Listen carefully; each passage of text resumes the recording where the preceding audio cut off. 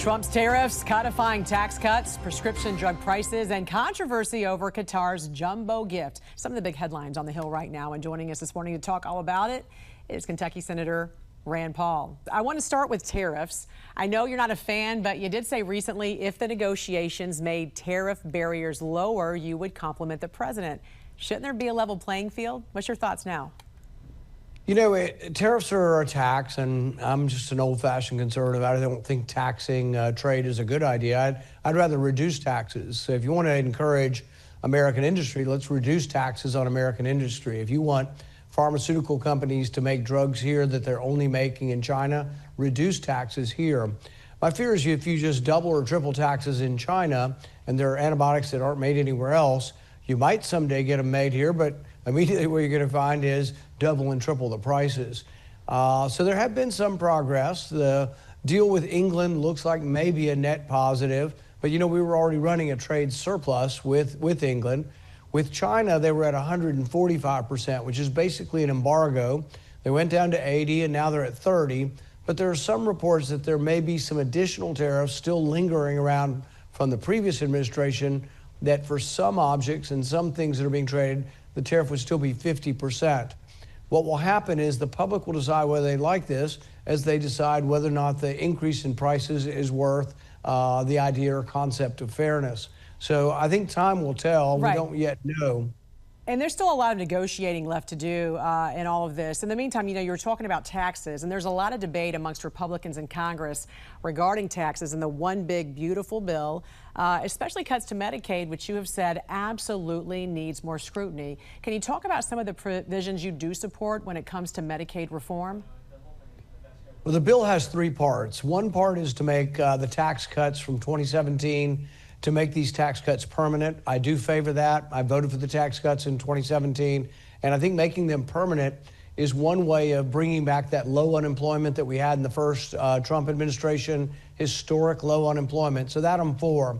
There has to be spending cuts because we're borrowing nearly $2 trillion a year right now.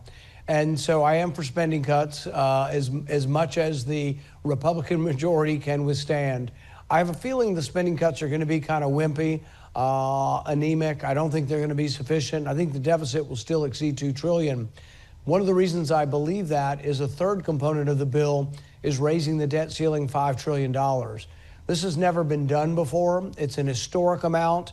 It's an obscene amount. It's something that is not conservative, and no conservative should support raising the debt ceiling $5 trillion.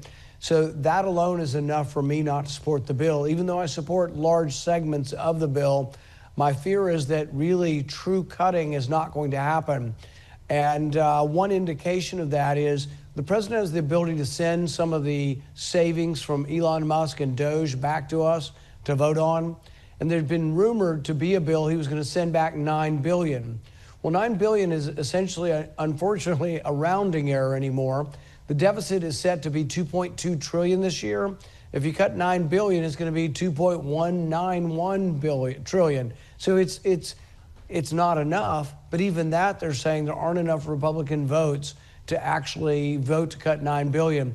So really, we need more strength of character. We need more intestinal fortitude. We need more people with the gumption to understand that we can't withstand these deficits forever. Interest payments are over $1 trillion now. So what's it going to take for you to vote on this bill? If they strip out the debt ceiling and let the Democrats vote for that, I'll vote for making the tax cuts permanent, and I'll vote for as much spending cuts as the Republican majority can withstand. But I'm not voting to raise the debt ceiling $5 trillion.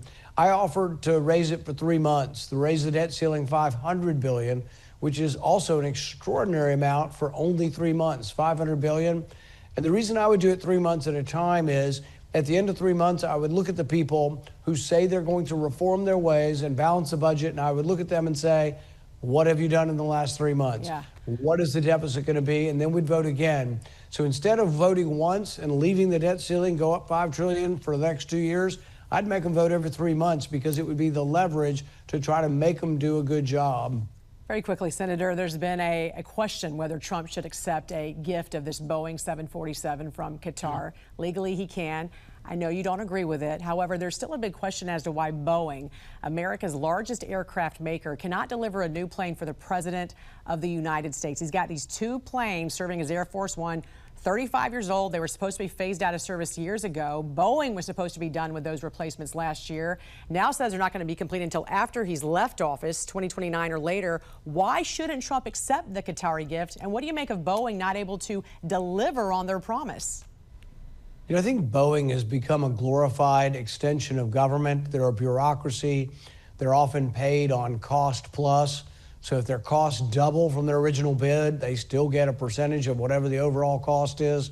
So there needs to be more competition in the airline industry, and we need to start having competitive contracts. That being said, there is this little problem called the Constitution. The Constitution says that presidents can't take gifts from foreign leaders. They can accept them if approved by Congress, but this would have to be approved by Congress. Now, there's another way around this. If that plane is never going to be delivered and if they still keep caterwauling about the whole thing, what they ought to do is they ought to, the Qataris could give the plane back to Boeing and Boeing could sell it to the president and we could buy it. But even this plane is going to have to be retrofitted. It would have to have all the special communications that the president needs for Air Force One. It would also have to have special defensive weaponry that Air Force One has. So this is, I think, where we are on the other plane. I think the other plane is able to be flown and is finished. It's just getting all of the interior stuff done. That's been going on a year or more. So really, I'm not sure the Qatari plane speeds the process up, but it runs into constitutional problems. And there also is this problem that we sell enormous amounts of arms everywhere. We're the biggest arms merchant in the world. And if you are being asked to sell arms to Qatar, and they also gave you a plane, will that color your perception of whether we should sell them arms or not? I think it adds a potential conflict of interest. All right, Kentucky Senator Rand Paul, always great to see you, sir. Thanks for joining us. Hope you have a great weekend.